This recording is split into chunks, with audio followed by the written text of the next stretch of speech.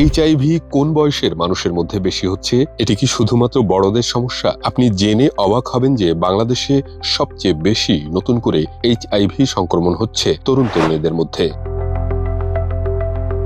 স্বাস্থ্য অধিদপ্তরের জাতীয় এইডস ও এসটিডি নিয়ন্ত্রণ কর্মসূচির তথ্য অনুযায়ী ২০২৫ সালে দেশে ১,৮৯১ জন নতুন করে এইচআইভি সংক্রমণ শনাক্ত হয়েছে এবং একই সময়ে ২১৯ জন মারা গেছেন।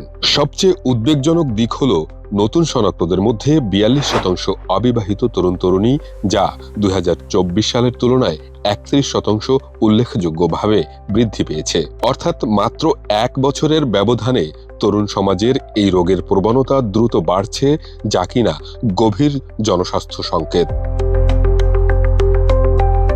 এ প্রবণতার পেছনে স্বাস্থ্য বিশেষজ্ঞরা কয়েকটি কারণকে গুরুত্বপূর্ণ মনে করছেন। প্রথমত, ইনজেক্টেবল ড্রাগ এবং শেয়ার ইনজেকশন মাধ্যমে সংক্রমণ দ্রুত ছড়াচ্ছে। দ্বিতীয়ত, আনপ্রোটেক্টেড ইন্টিম্যাসি বা নিরাপত্তাহীন যৌন সম্পর্ক, একাধিক যৌনসঙ্গী এবং সঙ্গীর স্বাস্থ্যগত পরিস্থিতি সম্পর্কে অবগত না থাকা, এসব ঝুঁকিপূর্ণ আচরণ তরুণদের মধ্যে সংক্রমণ বাড়াচ্ছে। তৃতীয়ত, পরিবার ও শিক্ষা প্রতিষ্ঠানে যৌনতা ও যৌন স্বাস্থ্য নিয়ে খোলামেলা আলোচনা না হওয়া, যা এই বিষয়টিকে সামাজিক ট্যাবু হিসেবে দাঁড় করিয়েছে।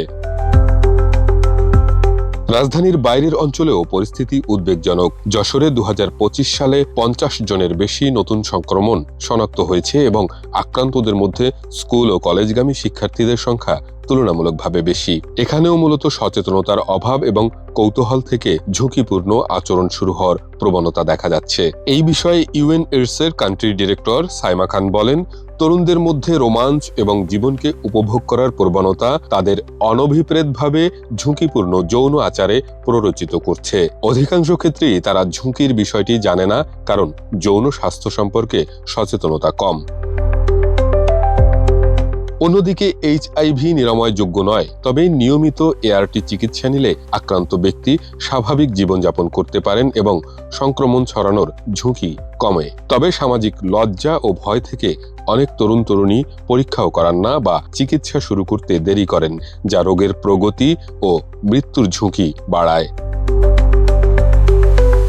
বিশেষজ্ঞরা বলছেন, এই প্রবণতা নিয়ন্ত্রণে জরুরি প্রয়োজন স্কুল পর্যায়ে প্রজনন স্বাস্থ্য ও যৌন শিক্ষার প্রসার, নিরাপদ যৌন আচরণ সম্পর্কে সচেতনতা বৃদ্ধি, ট্যাবু ভাঙা এবং নিরাপত্তা বিষয়ক ধারণা তৈরি করা।